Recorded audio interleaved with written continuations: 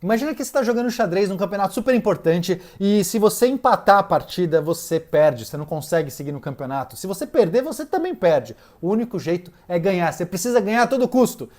Mas você chega num ponto que não dá mais para ganhar. A partida vai empatar, tá acabando as peças, você vai empatar, o que você faz? O que você faria nessa situação? E isso aconteceu de verdade no maior campeonato de xadrez do mundo.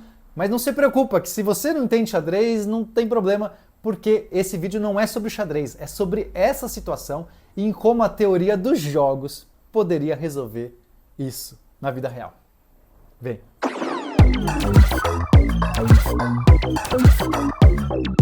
O nome do torneio é Torneio de Candidatos, porque são os 8 melhores enxadristas, jogadores de xadrez do mundo, que estão competindo entre eles para que o vencedor tenha o direito de desafiar o campeão mundial. Ou seja, só importa o primeiro lugar, o segundo é tão bom quanto o último. E no último dia do torneio, a gente está com a seguinte situação. O Gukesh está em primeiro, o indiano, com 8,5 pontos. Depois, empatado em segundo lugar, tem o Hikaru Nakamura, o americano, o Caruana, outro americano, e o Nepomniachtchi, que é o russo, também empatado. O resto não tem mais chance. Só esses 4 podem ser o vencedor. E no xadrez é o seguinte, a vitória conta 1 ponto, o empate meio e a derrota 0. E como é que funciona esse campeonato? Cada pessoa joga contra todos os outros 2 vezes. Uma vez de brancas, uma vez de pretas. E no xadrez, nesse nível que a galera joga, é muito comum ter empate, porque é difícil um desses jogadores fazer alguma cagada. Então você vai jogando, você passa 4, 5, 6 horas de jogo tentando ganhar, às vezes uma pequena vantagem durante o jogo, e no final é comum que não consegue reverter em vitória, termina em empate mesmo. Mas a coisa mais curiosa que aconteceu nesse torneio é que na última rodada, esses 4 jogadores estavam jogando entre si. Isso é muito raro de acontecer. Normalmente um jogador da ponta acaba pegando um jogador do meio que já não tem chance e o jogo não é tão emocionante. Mas aqui não. A gente estava com o Gukesh jogando contra o Hikaru Nakamura e o Caruana jogando contra o Nepo. E o resultado dessas 2 partidas era fundamental. Eles estavam lutando pela sua vida, pelo seu direito de jogar contra o campeão mundial. E pensa que essa oportunidade só acontece a cada 3 anos. É muito tempo, é muita dedicação para naquele momento da última rodada tá tudo em jogo. As partidas acontecem ao mesmo tempo. E a partida do Gukesh com o Hikaru terminou antes, durou só 4 horas e 50. Imagina, 4 horas e 50, os caras jogando, e terminou no empate. O que quer dizer que o Gukesh estava com 9 pontos agora e o Nakamura estava com 8,5. O Nakamura já estava eliminado. O Gukesh já estava em primeiro lugar. Só que a outra partida estava continuando entre o Caruana e o Nepo, o russo. Quem vencesse, agora eles tinham que vencer, porque como eles estavam com 8 pontos cada um, se empatasse, eles só chegavam 8,5 e o Gukesh estava com 9. Olha só, na partida aqui a gente tem o russo, o Nepomniachtchi, está jogando de pretas na parte de cima do seu vídeo e o americano, o Caruana, está de brancas na parte de baixo. A partida estava indo bem, mas lá pelo lance 18, o americano começa a ter uma pequena vantagem. Se vocês olharem aqui no canto esquerdo, tem uma barrinha ali, né, que marca branco, preto, e ela é como se fosse um cabo de guerra. Ela marca, isso aqui é a análise do computador, dizendo quem está vencendo. E o computador, bom, o computador é uma máquina, né? Literalmente. Ele consegue fazer uma avaliação muito... Ele joga muito melhor do que qualquer ser humano. A gente está nesse mundo que os computadores são melhores do que os seres humanos para jogar xadrez. E ele consegue fazer uma análise de quem está vencendo. Ele analisa profundamente. E claro que os jogadores na hora não têm essa barrinha. Eles não sabem quem está vencendo. Mas eles, como são muito bons, têm uma noção. E o americano começou a perceber que ele estava com uma vantagem e foi pressionando, e olha só, a barrinha foi aumentando. Nessa hora aqui, lance 33, a barrinha já está marcando mais de 3 pontos para as brancas. É como se as brancas tivessem uma peça inteira a mais, um bispo, um cavalo a mais. E ele continuou pressionando, o russo foi se defendendo. Aqui começaram alguns lances meio estranhos. Quando aparece essa interrogação, significa que não é um lance muito bom, é um erro, né? Um lance meio inconsistente. Eles estavam também muito apurados de tempo. Dá uma olhada aqui, o branco, o Caruana estava com 1 minuto só no relógio, o preto tinha um pouco mais, tinha quase 10 minutos. Então, com 1 minuto faltando, você não consegue achar os melhores momentos. Aí eles começam a fazer algumas burradas, mas ainda assim o branco está com uma vantagem. Aí o preto faz um erro, olha só, a barrinha está marcando quase 4 pontos já.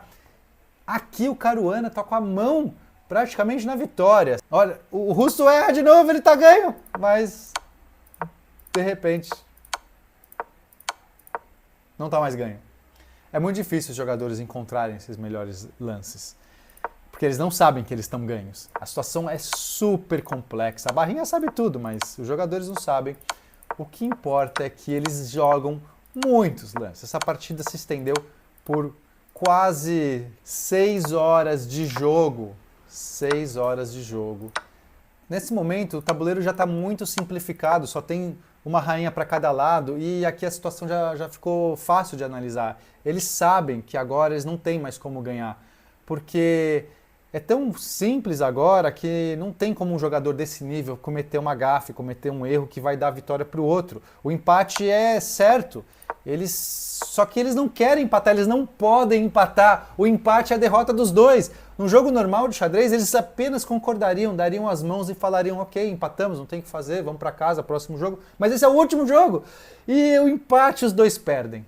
Eles não podem empatar e eles vão jogando. Lance após lance, 90 lances. Eles simplesmente precisam de um milagre. Eles precisam de um milagre para que algum dos dois tenha chance. É uma situação tão inusitada que esse resultado de empate é ruim para os dois. E eles seguem, sem lances. Eles não querem desistir, mas se você olhar a reação dos jogadores, nesse momento eles já estão destruídos. Eles estão destruídos, estão abalados, porque eles sabem que é um milagre só que eles precisam. Que o outro jogador, de repente, tenha um colapso nervoso e caia, que o relógio não vai acabar, porque eles ganham 30 segundos a cada lance, e são lances tão simples que eles não vão gastar muito tempo pensando, então nem com relógio. E aí no xadrez tem uma situação interessante. Você tem uma regra dos 50 lances, que é o seguinte: se você dá 50 lances sem ter nenhuma captura ou nenhum peão andar, algum dos jogadores pode pedir um empate. Porque, se você gastou 50 lances e nada acontece no jogo, é um jeito da partida não se estender indefinidamente. Mas veja, algum dos jogadores tem que pedir o empate. Se nem eles não pedirem, mesmo com 50 lances, eles podem continuar jogando. E é óbvio que eles não querem eles não querem o empate. Mas aí o xadrez tem uma outra regra, a regra dos 75 lances, que é o seguinte: se depois de 75 lances não tiver nenhuma captura, nada acontecer no tabuleiro, o jogo é encerrado pela arbitragem. Então eles não podem nem jogar para sempre, esperar que o outro canse. Que imagina, essa partida podia levar dias, e eles esperando um jogador cair morto, né? Sei lá, seria um jeito de você seguir. Gente, novamente, é um campeonato, leva 3 anos para você jogar esse campeonato e chegar nesse momento. É o último jogo. Imagina um atleta desse. É uma Olimpíada. Isso aqui é a Olimpíada. É um momento-chave e você pode lutar pela medalha de ouro até o fim. Não é acabou o evento. Não, está aqui acontecendo. E o que acontece? O que vocês acham que vai acontecer agora? Eles empatam. Sim, eles simplesmente, no seu limite de energia, quase 6 horas de jogo, eles veem que não dá mais. E não tem, vai dar os 75 lances, enfim, não tem escapatória, e eles concordam com o empate. Aí você fala: mas espera, essa história, cadê a história? Bom, a história é essa. No final, o Gukesh avançou. Esse jogo foi emocionante, foi uma situação muito inusitada que os dois tinham que vencer, mas eles empataram. Mas calma, a história podia ser diferente. Quando terminou essa partida, eu fiz uma análise pela teoria dos jogos. Qual seria o melhor cenário para eles nesse caso? Veja, o empate os dois perdem e só dá para eles empatarem. Ou será que não? O que aconteceria se de repente um deles virasse pro outro e falasse assim: ô Russo, seguinte, a gente vai empatar, não tem como sair disso aqui, a gente sabe. Não tem mais nada, a gente jogou até o limite. E se nesse caso, de repente, uma ideia, a gente topasse jogar na moeda, e quem perdesse na moeda, perderia de propósito, faria um lance errado, daria a rainha, faria um lance errado na partida de propósito, para que o outro possa vencer e seguir adiante. Aí você fala assim: mas isso aí pode? Isso é moralmente aceito? Você tá jogando xadrez ou tá jogando na moeda? São argumentos, e vamos discutir isso um pouco. Acho que a graça é, e se tivesse acontecido isso? Quando você está sendo motivado por qualquer interesse que não o resultado, o esporte em si, o campeonato em si, é horrível isso. Você está sendo pago, você está fazendo conchavos para manipular o esporte fica pior no final. Mas nesse caso, eles não estão pagando dinheiro para ninguém. Os dois precisam da vitória para continuar no esporte, para continuar no torneio. Os dois estão numa partida em que todas as forças foram gastas, mais de 100 lances gastos, em tentar conseguir a vitória. Eles chegaram no limite, mas agora acaba as alternativas. E pela teoria dos jogos, continuar e aceitar o empate é a pior decisão, porque tem um outro jeito. E é um outro jeito que você, em vez de ter 0% de chance de passar, você cria 50% de chance. Agora você vai jogar uma moeda. As pessoas podem argumentar, mas você não está usando o xadrez para decidir o xadrez. Você está usando algo fora do esporte. Independente que se não é um conluio, se não é um conchavo, eles não estão arquitetando para... Ainda assim, os dois estão ali lutando pela mesma coisa, pela vitória. Mas você pode falar que estão decidindo fora do xadrez, isso é inaceitável. Eu vou dizer para vocês que a gente já tem essas coisas fora do jogo em vários esportes. O futebol, por exemplo. Quem vence o futebol? Quem consegue marcar mais gols na partida, certo? E aí envolve um monte de habilidades. Como que você consegue durante lá os 90 minutos construir situações para fazer o gol. Só que se termina empatado, o que você faz? Prorrogação. Pensa num campeonato que não pode terminar empatado. Algum dos dois tem que vencer.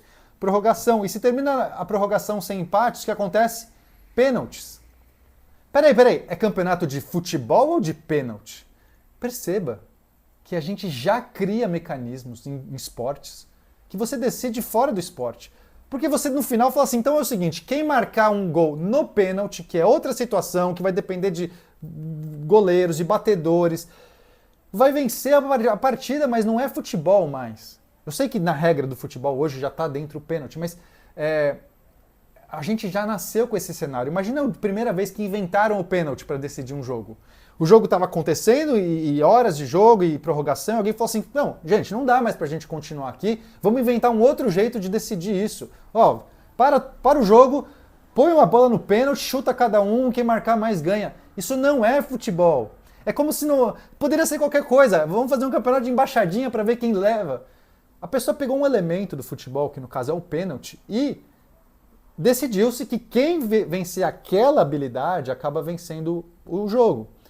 Isso tem em vários esportes, alguns tipos de desempate que não são mais o próprio jogo, é outro jogo. E então, talvez, eu não sei se eu condenaria eles, se nesse momento, eles estavam numa situação de perde-perde. Eles poderiam ter uma situação de 50% de chance de ganhar. Então, eu acho que é esse o argumento. Eu quero saber de vocês, né, enxadristas ou não, né, sejam jogadores de xadrez ou não, entusiastas do esporte ou não, comenta o que vocês achariam. Vocês se sentiriam revoltados se eles tivessem ali lançado uma moeda e um tivesse sacrificado pelo outro? Ou vocês se sentiriam maravilhados olhando dois combatentes terem chegado no limite e feito algo extraordinário para que tivessem a chance de continuar jogando? Enfim, eu não sei, eu acho que eu me sentiria talvez um pouco dos dois, mas eu queria muito que vocês comentassem. Coloca aí, por favor. E o que será que isso poderia influenciar para os outros esportes? Você acha que já nos outros esportes também já não tem essas situações em que as coisas acontecem fora do jogo? E é isso, seus bonitos. Se vocês gostaram desse conteúdo, se inscreve aqui no canal. Caramelo Biônico é aqui o lugar que a gente faz um monte de coisa, fala sobre um monte de coisa e constrói um monte de coisa, inclusive um avião. Chega aí. Fica com a gente. É nóis.